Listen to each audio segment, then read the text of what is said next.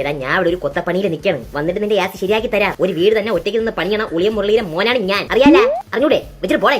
ബിജു, അപ്പുറത്തെ ടാപ്പിന് എന്താ കംപ്ലൈന്റ്? ഒന്ന് നോക്കിയാ അണ്ണാ ആ ടാപ്പിൽ ആപ്പടിച്ച് കയറ്റുന്ന കാര്യം ഞാൻ ഏറ്റി. എനിക്ക് അറിയാത്ത പണിയില്ല. നിങ്ങൾ നടക്കി. ടാപ്പിന്ന് എന്താണോ വെള്ളം വരാത്ത? അത് നോക്കാനല്ലേടാ നിന്നെ വിളിച്ച. ടാങ്കിൽ വെള്ളം ഉണ്ടാ? ഉണ്ട്. ടാങ്കിൽ വെള്ളം ഇല്ലെങ്കിൽ പൈപ്പിൽ നിന്ന് വെള്ളം വരൂല. അതാണ് എന്റെ ഒരു സെറ്റപ്പ്. ഓ, എന്തായിരുന്നു ആലോചിക്കണേ? അല്ലണ പൈപ്പിൽ വെള്ളം പറഞ്ഞില്ലല്ലോ. അക്കാര്യം ആലോചിച്ചോണ്ടിരുന്നു. നിങ്ങൾ ഇതിന്ന് വെള്ളം വരുത്തി തന്ന ബാക്കി കാര്യം ഞാൻ ഏറ്റ്. ആ പൈപ്പിൽ വെള്ളം ഉണ്ടാ? ഓ, എങ്കിൽ ആ ടാപ്പ് നമുക്ക് ആദ്യം ശരിയാക്കാം. ഏതെങ്കിലും ശരിയാക്കിയാ പോയി. ബിജു, ഫ്രിഡ്ജ് ശരിയാവൂടാ. ശരിയാവൂല അണ്ണാ. ഇതിന്റെ പോയി കിടക്കണം. എന്തിനു പോയി കിടക്കണേ? ശ്രദ്ധിച്ച് കേക്കി. ഇതിന്റെ പോയി കിടക്കണം. ആ, അത് പോയല്ലേ. ഇനി എന്റെ ഫ്രിഡ്ജ് എങ്ങനെ തണുക്കുമെന്തോ. അതിപ്പോ ഒരു AC വെച്ച് ഫ്രിഡ്ജിനകത്ത് വെച്ചാ പോരെ. വരി വരി നമുക്ക് TV ശരിയാക്കാം. ടിവിയിലെ ഫിക്സർ ട്യൂബ് അടിച്ചു പോയണ്ണാ.